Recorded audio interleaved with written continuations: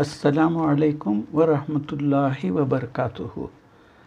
This will be serial number 029, the last but one of the series on Defeat the Shaytaan. Innal hamdulillah nahmaduhu wa nasta'inuhu wa nastaghfiruhu wa nu'minu bihi wa natawakkalu alayh wa na'udhu billahi min shururi anfusina ومن سيئات أعمالنا من يهده الله فلا مضل له ومن يضلله فلا هادي له ونشهد أن لا إله إلا الله وحده لا شريك له ونشهد أن محمدا عبده ورسوله. Today we will be talking about the sermon of Iblees, the khutbah. This khutbah of Iblees is mentioned in one single ayah in Surah Ibrahim. It takes place on the day of judgment after the judgment has been given. What does it mean? Now press fast forward. Imagine your life zooming through. Now press play and you are now on your deathbed. Press forward and it forwards you to the judgment on the day of judgment, the final judgment that has been given. Allah has raised us, gathered us, and judgment has taken place, and Allah has now divided people into two groups, people of paradise and the people of hellfire. The sermon of Iblees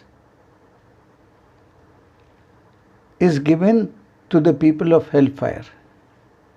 Now close your eyes. Don't open them till I tell you. Listen to it as if you are there. Think of the sights you hear about, the horrible smells. Think of what you hear. Try connecting with what you are feeling, your emotions. You find yourself standing watching the people of hellfire. You look all around you, and as far as you can see, you will see the largest number of people you have ever seen in your life. There is no end to the people there. People are standing there in a huge crowd, yelling, screaming, freaking out, losing their minds, tearing their clothes. They are completely in shock. They don't know what to do. And there is a sense of panic all around. The judgment has been made. There is no turning back.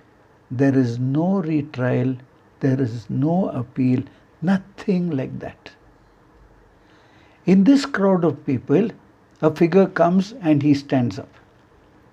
Even though you have never seen anything like this before, you know who it is. Something about you immediately tells you who it is. And you realize that this is the Shaytaan himself.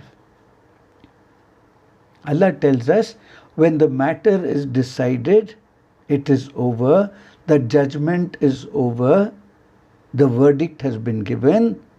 Now the Shaytaan speaks. As the Shaytaan stands up, not only you get to know who this is, but also everyone present there know who this is. All of a sudden it becomes quiet because everyone wants to hear what he has to say. To know, maybe he will bring some additional information, if he is going to give some answers, if he is going to change the reality of the situation. Now let us see what the ayah says in Surah Ibrahim, Surah number 14, ayah number 22. The Shaytaan will say, when the matter has been decided, verily Allah promised you a promise of truth.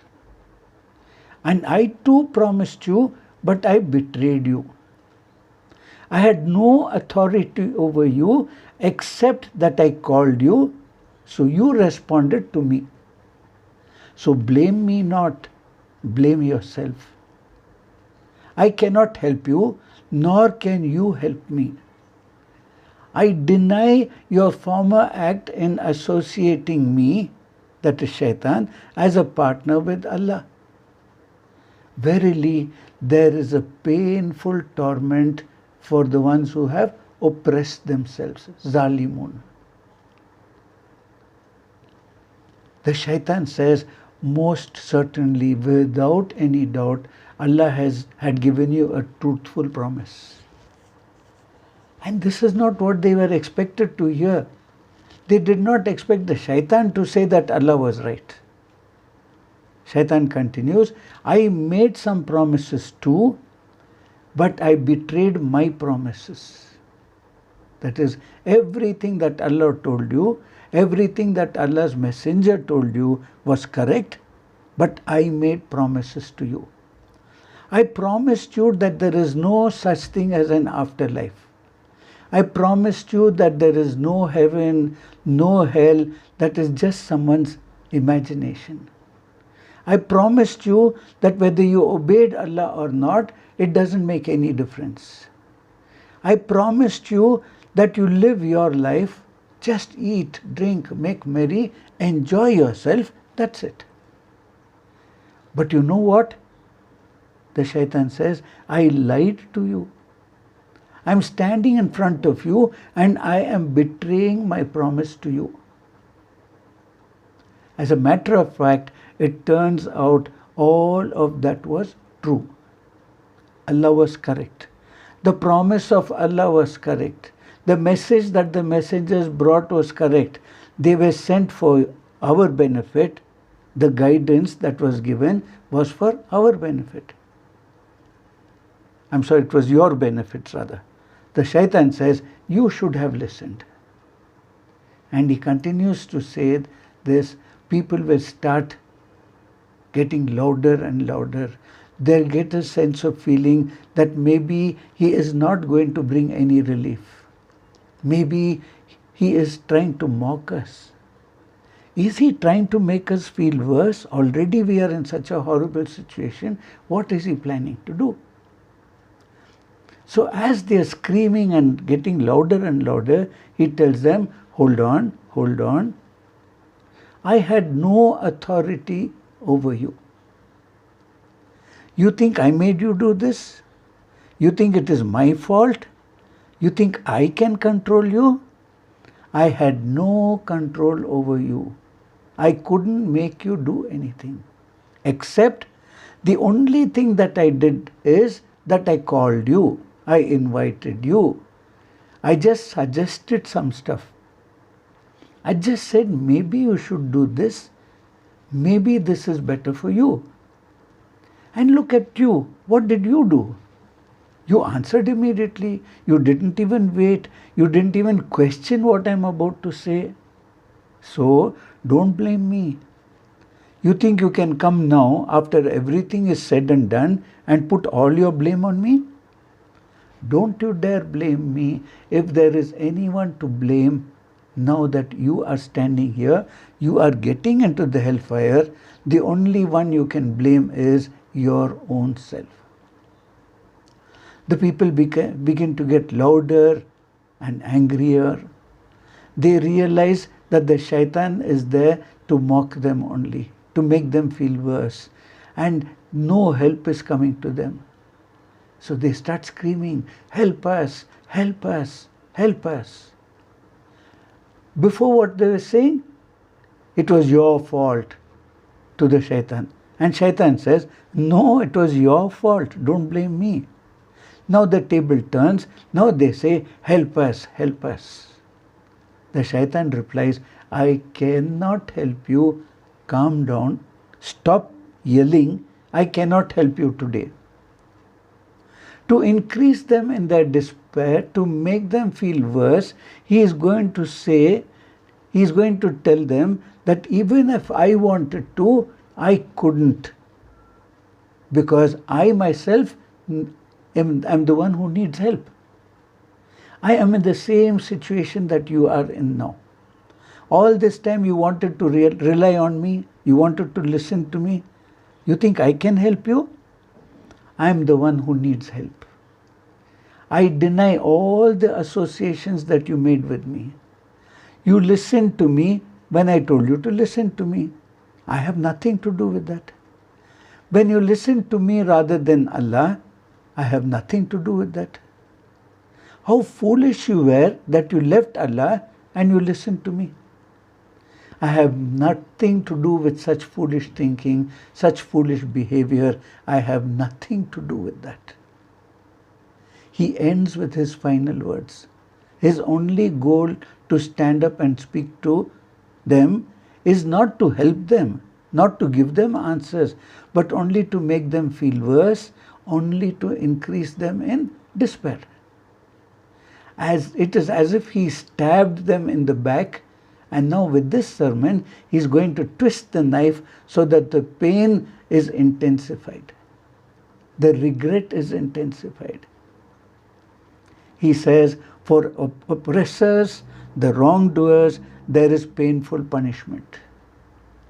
You are calling me an oppressor? I didn't oppress anyone. I know the oppressors. I know the dictators. I know those who harmed others. I know those who cheated others. That was not me. Then they realized that the zulm they did was the zulm upon their own selves. Their actions, their decisions, their choices have led them here at this moment. There is no greater oppression in the world, nothing more severe than being led off to the hellfire. That is the oppression, zulm they have done to themselves. Here, right here in the hellfire is their punishment.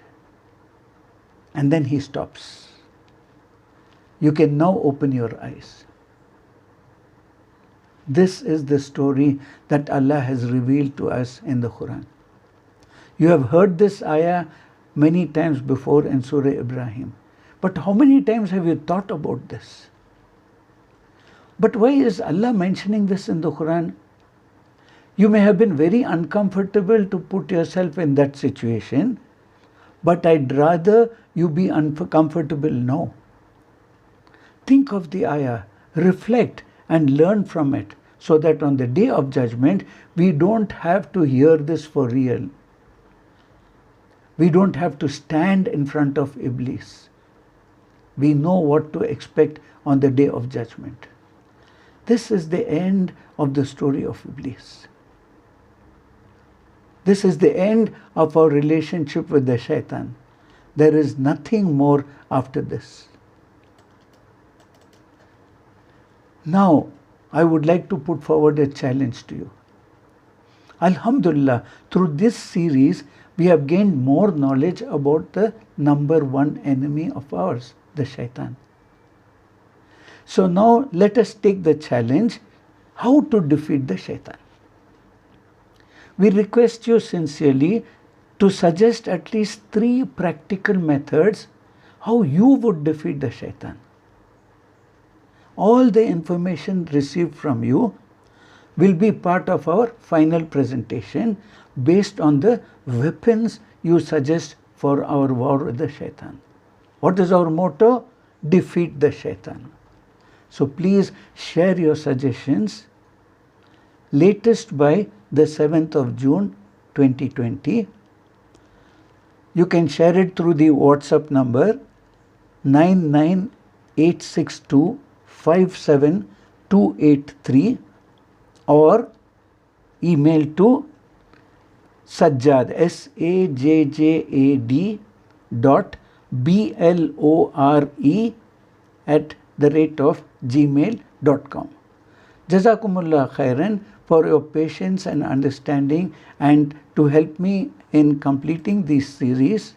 May Allah help and guide us, and may Allah protect each and everyone from the evil influence from the Shaytaan. Ameen. Allahumma inna nas'aluka imanan mustaqima wa fadlan da'ima wa nazara rahma wa ilman nafi'a wa aqlan kamila wa qalban munawwara wa tawfiqan ihsana وتوبة نصوحا وصبرا جميلا وأجرا عظيما ولسانا ذاكرا وبدنا صابرا ورزقا واسعا وسعيا مشكورا وذنبا مغفورا وعملا مقبولا ودعاء مستجابا وجنة الفردوس نعيما برحمتك يا أرحم الراحمين. Ameen Ya Rabbil Alameen. The final presentation will be based on the input sent by you, and the final presentation will be made within 2 or 3 days after the 7th of June, when we have received your responses. Assalamu alaikum wa rahmatullahi wa barakatuh.